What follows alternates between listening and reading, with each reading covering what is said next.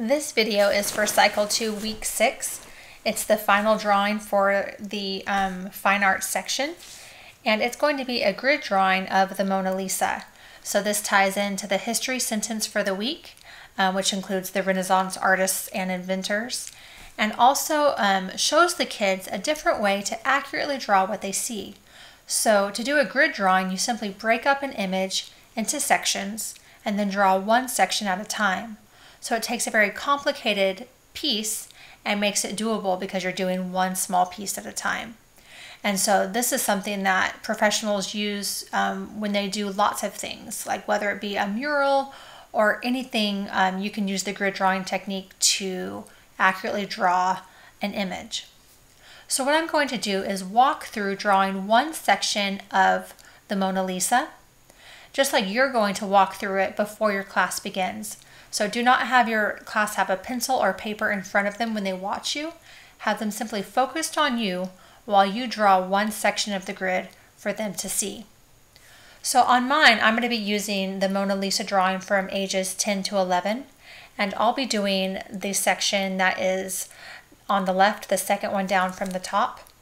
And so if I was going to be teaching a class, I would want to be able to talk them through what I'm thinking as I draw one section.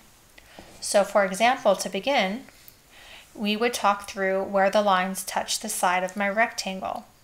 So I can see that the line on the left touches about a little more than a third of the way up, so I would know my line starts there.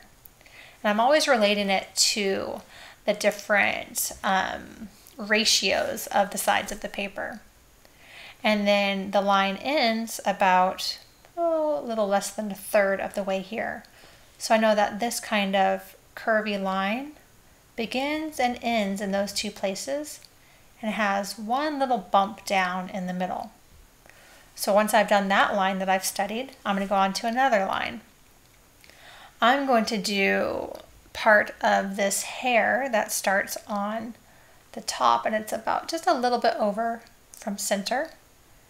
I notice that it slowly comes down and curves, goes in a bit, curves out again, and touches the side. So I'm able to talk through and understand what I'm seeing. I also see next to her hair that her face comes down and starts to curve in the center, and then curves up towards the side. And below that, I see a straight line. So it's about halfway between this point and this point. So I'm going to start halfway there. It comes down. It stops kind of like an angle. And then it kind of curves down and touches the bottom of that rectangle it's in. I also see that there's a bit of a dark, thicker line under there. I'm going to add that. Now lastly, in this section, I see that there's a very curvy line happening between this line here and her hair. So let's go ahead and study that and talk about what we see. It starts about halfway between those 2 points. So I'm going to start here. Kind of wiggles its way up about the same height as this dot, so I don't go past that. It comes down, it wiggles up again, down, up, and it comes down to her hair.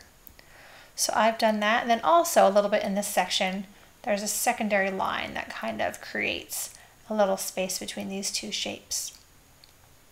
So in that way, I can take one section of the Mona Lisa, think about where the lines begin and end within the rectangle that it's in, and then be able to accurately draw the proportions of the Mona Lisa and the background, because I'm making sure that the lines hit those places on the rectangle that I want them to hit.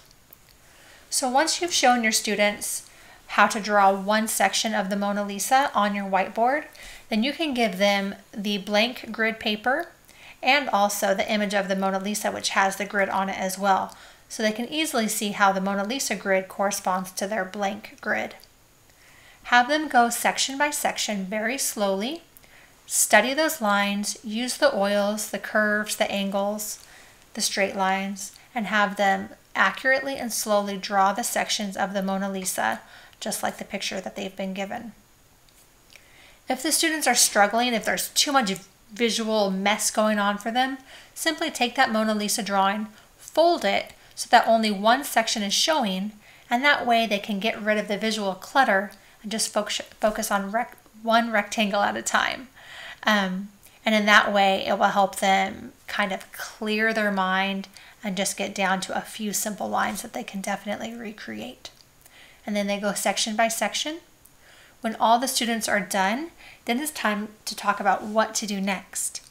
And we want to talk about what the Mona Lisa is. It's a famous painting by Da Vinci. It was painted in the Renaissance.